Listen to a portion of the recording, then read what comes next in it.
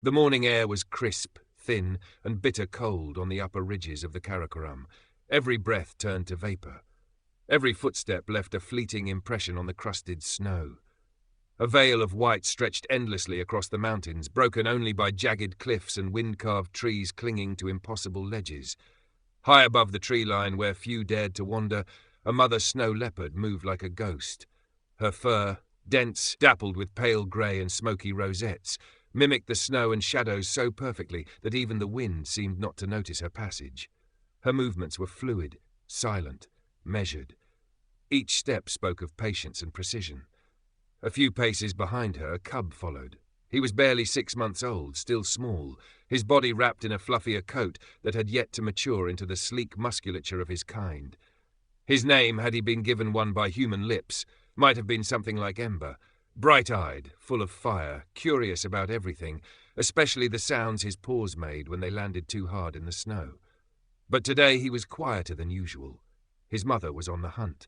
They moved along the ridge, avoiding exposed ledges. Below them, a herd of blue sheep grazed lazily on lichen-covered stones. The mother's golden eyes locked onto a straggler, old, perhaps slightly lame. The cub crouched instinctively, mirroring her posture, learning without instruction. Then, everything changed. There was no sound at first, just a sudden, violent jerk in the snow, a clang of metal, a guttural snarl. The mother had stepped into a trap. It was hidden beneath a light dusting of snow, rusted but functional, an old steel-jawed contraption, the kind long banned but still left behind by poachers of another era. Its teeth clamped down on her front left leg, just above the paw. Blood splattered across the snow like red ink on parchment. She roared in pain, rearing back, thrashing wildly, but the trap held firm. The more she pulled, the deeper the jagged teeth bit into her flesh. Ember froze, eyes wide with terror. He had never heard his mother make such sounds, deep, guttural cries that seemed to shake the very air around them. At first he didn't understand. He padded toward her cautiously, head low, tail twitching. She turned her head sharply and growled, not at him, but at the pain, at the trap, at the helplessness of it all. Ember crept closer. He saw the blood, the twisted metal, the snow turning crimson beneath her. He nudged the steel with his nose. It was cold, unyielding. He tried to bite it, scratch it, throw his tiny weight against it. Nothing budged. The mother snow leopard lay panting, her body trembling. Blood matted her thick fur, turning it a dark, sticky red. Her eyes had lost their sharpness. Now they flickered with pain, confusion, and most heartbreakingly, fear. Ember didn't stop. He kept pawing, scratching, even trying to dig under the trap with his claws. He whimpered softly, circling his mother, as if hoping there was some angle from which the metal would just let go. But hours passed. The sun crept higher in the sky. Her legs swelled, the bleeding slowed but didn't stop.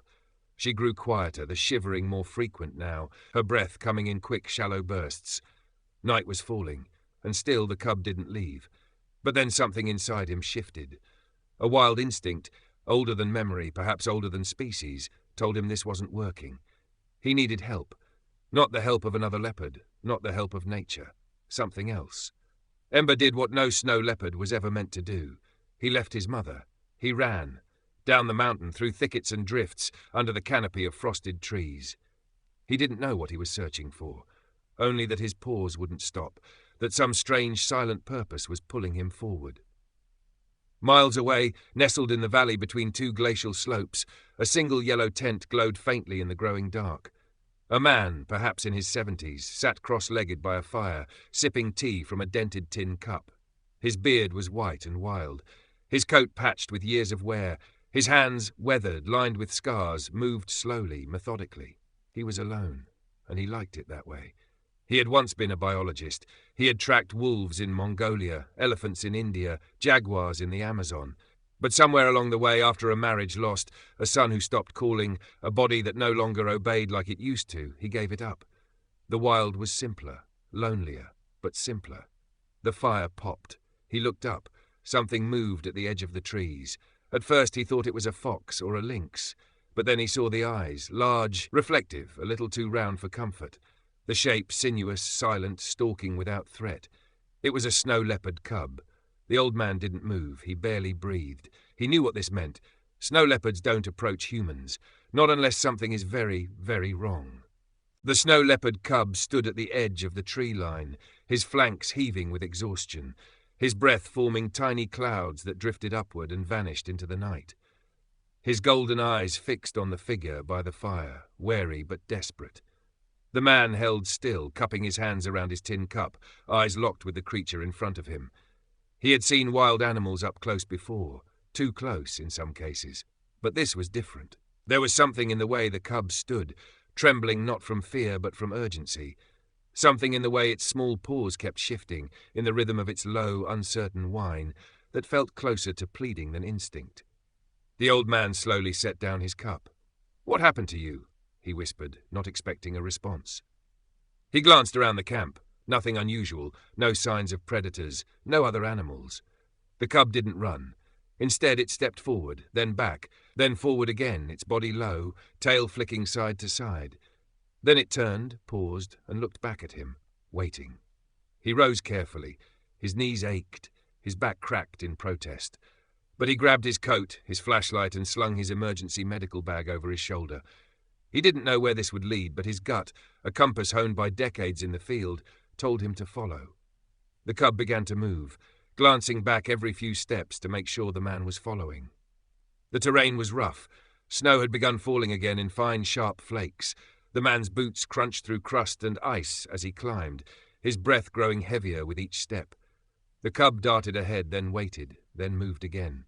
The journey took nearly an hour. By the time they reached the ridge, night had fully fallen. The moon hung low, casting silver shadows across the expanse, and then through the stillness he heard it, a low, pained growl, unlike anything he had heard in years. He crested a rise and saw her. The mother snow leopard lay curled awkwardly in the snow, her left front leg twisted at an unnatural angle, jaws of rusted steel biting into her flesh. Blood had dried into dark streaks across her chest and down the slope. Her breathing was shallow. Her eyes barely opened as he approached, but even in her weakness, she tried to rise, letting out a broken snarl. The cub bounded to her side, nuzzling her face, emitting small, urgent chirps. She responded with a flick of her tail and a soft, guttural rumble. The man crouched several feet away, assessing the situation. "Jesus," he murmured. "Who the hell leaves a trap like that up here?" He moved slowly, deliberately. From his bag, he pulled out a length of fabric, a pair of gloves, and a multi-tool. Every motion was intentional, meant to show he wasn't a threat. The mother leopard followed his hands with what strength she had left, but didn't attempt to lunge. Her strength was gone. Her gaze flickered between him and her cub. "This is gonna hurt," he said softly, more to himself than to her. The trap was ancient, thick iron jaws, sprung with a tension that hadn't rusted away despite years in the snow. He studied it from every angle, noting how deep it had bitten, how swollen the tissue around it was, how the snow beneath her leg had melted and refrozen with blood. He opened his toolkit and got to work. The cub stayed close, his tail brushing against the man's thigh more than once. The old man barely noticed. His focus was complete. He pried at the hinge, used the tip of his knife to wedge a lever beneath the spring mechanism. The trap groaned, then screamed, a high-pitched squeal of grinding metal. The mother thrashed, snarled, but didn't bite. She trusted him. Or maybe she had no choice. It took 10 minutes. 10 minutes of careful pressure, of fingers raw with cold, of breaths held as the trap gave way, millimetre by agonizing millimetre, until, with a final creak, it snapped open. Her legs slumped free. She didn't move at first. Her eyes fluttered, her chest rose and fell. The man quickly wrapped the wound in gauze and antiseptic, binding it tight. He knew it wouldn't hold forever, but it might hold long enough. The snow leopard was far from safe. She had lost too much blood. Infection was a threat. Her leg might never fully heal. But she was free. The cub nestled against her side, licking her muzzle, mewing softly. The man sat back in the snow, panting. His hands trembled, his bones ached. But in his chest something stirred, a feeling he hadn't known in years, connection. He stayed with them until the moon began to dip behind the peaks. When he rose to leave, the cub stood and followed him a few paces. He paused, looked down at the little shadow beside him. "You're coming?" he asked softly. The cub didn't answer, of course, but he followed all the same. The wind howled harder as the night wore on. Snow fell in heavier curtains now, blurring the edges of trees, cliffs, and distant peaks. The man moved carefully along the path he had climbed earlier, his boots sinking deeper with each step. Behind him the cub trotted close, occasionally glancing back into the whiteness where his mother lay. The old man hadn't expected this when he came up here. He had planned for a week of solitude, of observation and quiet. Not rescue, not blood, not the weight of another life. He muttered to himself as he walked. "I'm getting too old for this," he said, but there was no anger in it, only awe, a kind of reverent disbelief. Back at his camp, the fire had gone out. He relit it quickly, then opened the flap of the tent, rearranging gear to clear space. He didn't know if she'd survive the night, but he couldn't leave her out there. He needed to bring her in. It was madness, he knew. A full-grown snow leopard, wounded, scared. What if she lashed out in pain? What if she didn't wake up again? What if she did and saw him as a threat? But the image of her lying there, barely breathing, haunted him. He took out a length of rope, 2 ski poles and a tarp, fashioning a rough sled. It wasn't perfect, but it would do. Then he packed more gauze, antiseptic, and a strong painkiller meant for larger mammals. He had brought it on a whim, thinking he might observe injured prey or fallen wildlife, not use it for a snow leopard. He set off again with the cub by his side. The climb was harder the second time. His muscles protested. His joints flared. Snow blew into his face, into the corners of his eyes. But he kept going. When he reached her again, she was barely conscious. The cub whined, licking her ears, pressing his face against her neck. The man knelt beside her, speaking in low tones as if trying to comfort her through sheer sound. "All right, girl," he said gently. "This'll hurt, but it's the only chance you've got." He administered the painkiller with a quick, practiced jab of the syringe into the thick muscle of her haunch. Her body jerked, then slowly went still again as the drug took effect. Using the tarp as a sling, he rolled her gently, agonizingly onto the sled. The blood-soaked gauze remained in place.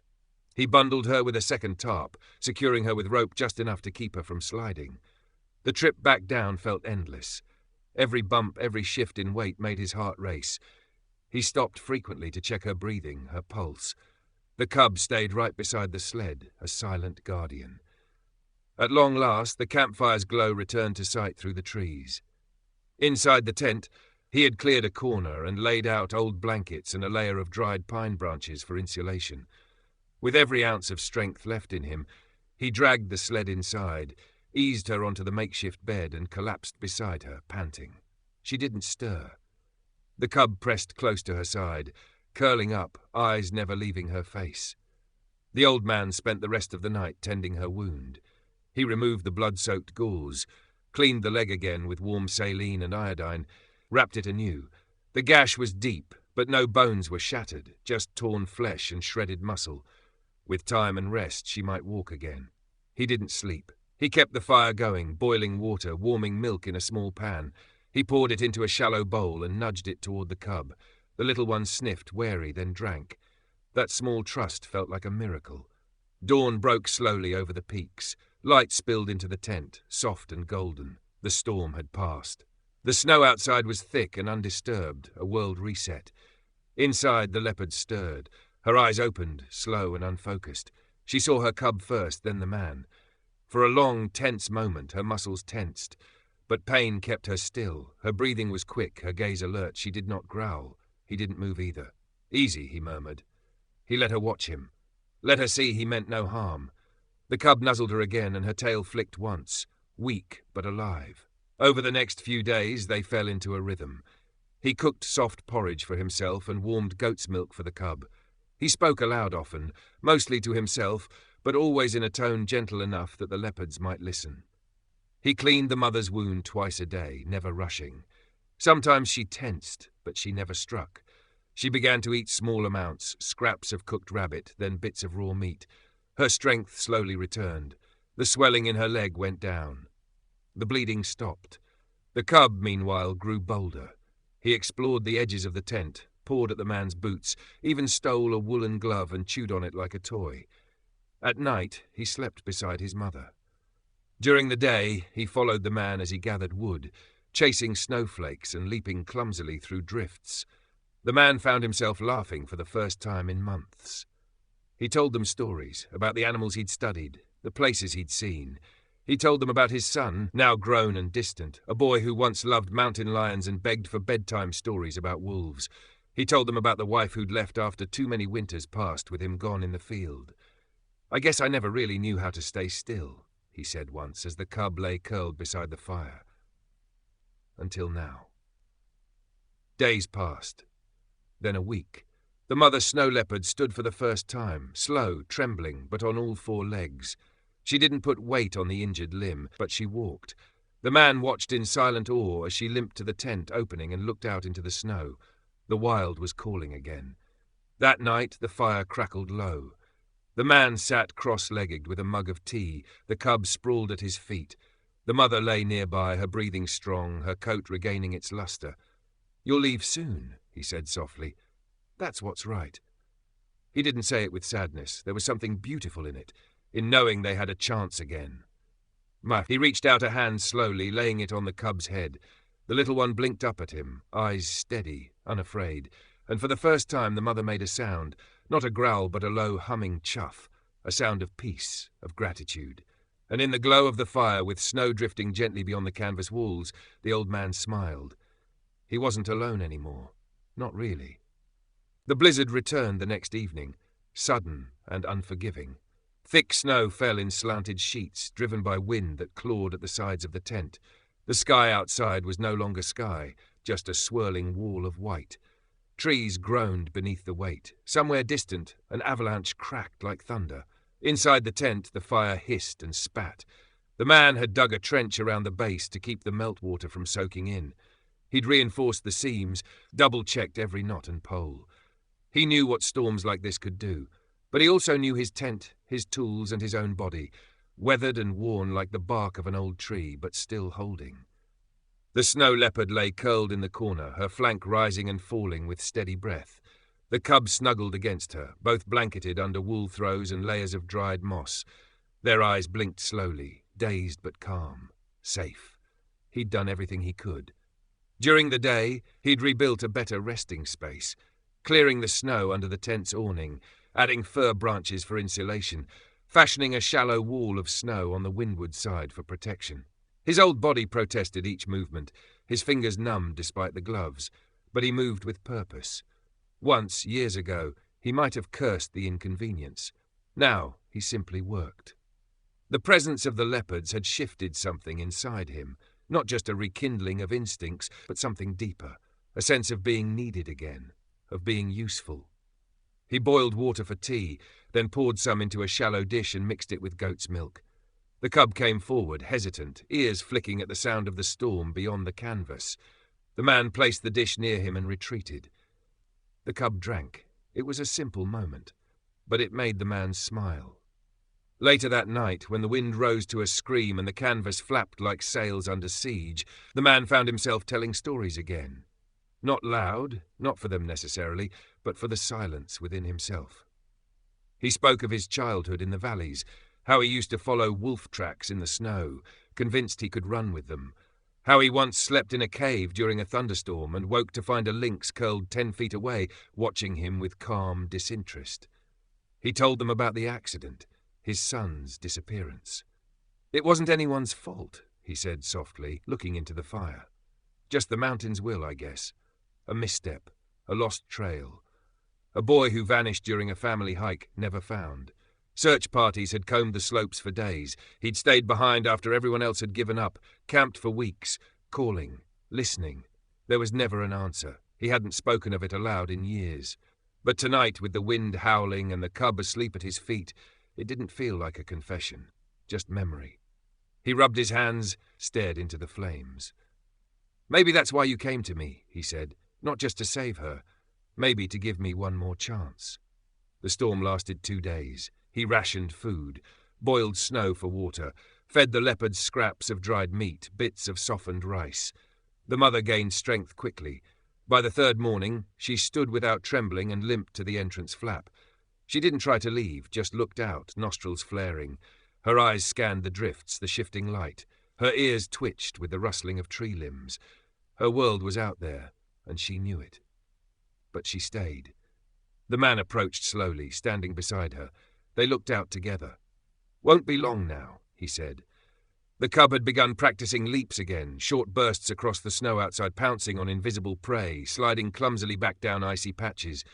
He'd grown bolder, stronger, and every time he bounded too far he looked back, making sure the man was still watching. The man watched everything. He noted how the mother's limp had lessened, how she began stretching the leg, testing its weight.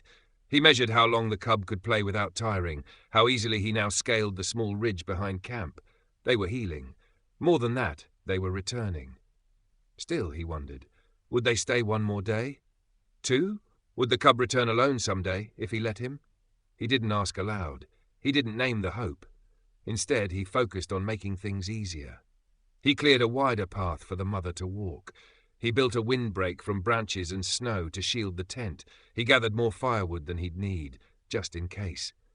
And at night, when the wind was calm and the sky spilled with stars, he sat outside with the cub beside him, their breath mingling in the air, both looking up in silence. On the 5th morning it happened. He was boiling water for tea when he heard it, the soft crunch of snow, slow and rhythmic. He turned to see the mother leopard standing near the edge of the trees, staring into the forest beyond. The cub stood between them. She chuffed once, low, firm. The cub hesitated. The man knelt, heart beating strange rhythms in his chest. The cub turned to him, walked forward, and touched his nose briefly to the man's gloved hand. A pause. Then, without sound, he turned and bounded after his mother, disappearing into the white. The man stood there for a long while. He didn't follow. Didn't call. He simply watched. That evening he lit a smaller fire than usual. The tent felt emptier, the camp quieter. But there was no sorrow in it. He sat beside the fire, pouring tea into his cup. The stars blinked above, distant and cold, yet comforting. He looked into the forest once more. "I'll be here," he said softly. No reply came. And that was enough. Spring came late to the high ridges. Even as the lower valleys bloomed with the soft greens of renewal, the mountain held on to its silence, its snow, its secrets. The man stayed longer than he had planned. His original supplies had dwindled weeks ago, but he foraged, rationed, stretched what little remained. He wasn't ready to leave. Not yet. He kept the tent in good repair, the firewood stocked, the trail around camp clear. Each morning he rose early, boiled tea, and scanned the tree line, not out of hope exactly, but out of habit. Some part of him still lingered in the moment when the cub had touched his hand, when the mother had limped into the white beyond, strong again. He didn't expect them back. He wasn't foolish, but he remained, and in that quiet waiting he found peace. Each day he walked the perimeter of his small camp, checking for tracks. Sometimes he found goat prints, the wide-hooved imprints of mountain sheep, or the delicate stepping stones of snow hares. Once he spotted bear scat, old and half-frozen, but never leopards. He didn't stop writing in his journal. Once a week, by lantern light, he scribbled pages filled with reflections, sketches of the cub, diagrams of the trap he had dismantled. He recorded everything, not for a publication, not for science, but because some part of him believed the story mattered, that it shouldn't be forgotten. Weeks turned into months. One morning, while mending a torn boot with waxed thread and a bent needle, he heard something strange, faint, almost imagined. Not the rustle of wind or the crack of frost-shifted branches, but a sound like soft stones tapping over ice. He rose quietly, leaving his tools on the flat rock where he sat. The sound came again, closer this time. Then he saw them. At first he thought it was a mirage or a dream conjured from long-held longing. But no. The curve of the shoulder, the heavy tail swaying with each step, the unmistakable shimmer of fur that turned snow into camouflage. The mother. And beside her, taller now, stronger, his stride longer and more assured, her cub. He had grown, his coat darker in places, his frame more defined. But his eyes were the same. The man didn't move. He knelt slowly, arms resting on his knees, letting them come. They stopped a few yards away. The mother stood still, head high, watching him not as a threat but as a presence, something familiar in a world of danger. Her breathing was calm. Her leg, once mangled, showed only a slight stiffness. She was whole. The cub took one step forward, then another. He came to where the man knelt and sat. They stared at each other in silence. For a long time neither moved. The man didn't speak. He knew words would only clutter the moment. This wasn't a reunion. not in the human sense. It wasn't affection or loyalty. It was recognition, a line drawn through time, still intact. The cub, no longer quite a cub, stood, circled once, then looked back at his mother. She chuffed softly, and he turned, bounding up the hill, disappearing into the trees again. She lingered for a moment longer, then with one final glance she followed. The man stood slowly. He felt something loosen in his chest, a weight released. Not because they had returned, but because they had left again. Strong, wild, free. And because this time he hadn't lost them. He walked back to his tent, lit the stove and made tea. The steam curled upward, disappearing into the beams of sunlight that now filtered through the canopy. Later that day he found himself building something he hadn't intended. A marker. At the edge of the clearing he gathered stones, flat, round, heavy, and stacked them carefully. On the top stone he carved a single line with his knife. In the silence, a promise. He didn't explain it. He didn't need to. It was a reminder, for him, for anyone who might pass through long after he was gone, that something extraordinary had happened here. A week later he packed his things. He left most of the camp intact, firewood neatly stacked, the marker untouched, the trails marked with small cairns. It felt right, like leaving behind a door left slightly open. As he descended into the lower valley, he paused often, glancing back toward the white peaks. He thought of their silhouettes disappearing into the trees. He thought of the warmth of a cub's breath on his hand, and in that final look he didn't see loss. He saw return. He saw healing. He saw a piece of himself, no longer broken. Winter returned quietly, like a familiar visitor who knew the house well enough to let himself in. The man had returned, too. Almost a year to the day he had left, he stood once more at the edge of the forest clearing where his camp had been. Snow fell in soft, unhurried flakes, drifting down through the trees and piling gently over the stones of the marker he had left behind. He stood for a while in silence, his breath fogging in the cold. Nothing had changed. And yet, everything had. The tent had been taken down months ago, but he pitched a new one in the same spot. His motions were slower now, more deliberate. His beard had grown longer, his joints stiffer, but he felt stronger somehow, like something in him had been mended over the long year. He built a fire, stacked wood, boiled water. The rhythm of it all came back easily. He wasn't here to study, to observe, to survive. He was here for something else, to wait. Not with desperation, or even expectation, just with openness. Days passed. He hiked the ridge trails, checked the marker, followed old tracks in the snow. He saw signs of wildlife, hares, foxes, even a distant silhouette of a wolf on the opposite slope, but never the one he looked for. Not yet. One morning, as dawn lit the peaks in pale gold, he found fresh prints near the stream that ran down from the glacier. Not human, not wolf. He knelt beside them, broad pads, distinct heel mark, the deep gouge of a long, heavy tail dragging behind. Snow leopard. His heart quickened. He looked around, half expecting a flash of movement, a glimpse of grey against the rocks. But the forest remained still. The tracks circled the clearing and vanished into the higher woods. He followed them for a time, but never caught sight of their maker. That night, he left the fire burning longer than usual. The scent of smoke curled into the sky. He sat beside it, watching the shadows dance on the snow. Then he heard it. A soft crunch, a careful step. He turned his head slowly, not wanting to startle whatever was there. And there he was. Standing at the edge of the trees, half shrouded by branches, was the young snow leopard. No longer a cub. His coat had darkened with maturity, his body long and lean, muscles rippling under the fur. But his eyes, the man knew those eyes. They watched him now with an expression that wasn't fear, but something deeper. Recognition, curiosity. The man didn't speak, he didn't move. The leopard took a step forward, then another. He came close enough that the firelight caught in his eyes, lit up the silver ruff of his chest, the scars along his shoulder, faint, healed reminders of a winter-long past. He sat. For a moment the forest felt utterly silent. Then the man did something he hadn't done in years. He smiled. Not out of triumph or relief or even joy, but out of peace. The kind that came not from getting something back, but from knowing that it was never truly lost. The leopard didn't stay long. After a minute, he rose, turned without sound, and disappeared into the trees. The man didn't follow. He didn't need to. Somewhere in the dark, a low chuff echoed once, a farewell or a promise. He sat beside the fire until it burned low, until the stars spun overhead, until sleep tugged at the edges of his vision. And in the dream that followed, he was not alone.